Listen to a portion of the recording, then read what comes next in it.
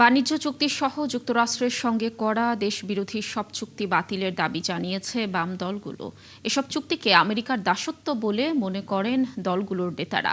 সংসদে এই চুক্তি উত্থাপন এবং আলোচনা করার দাবি জানান বাম দলের নেতারা। মোহাইমিনুল খান অপুর প্রতিবেদন।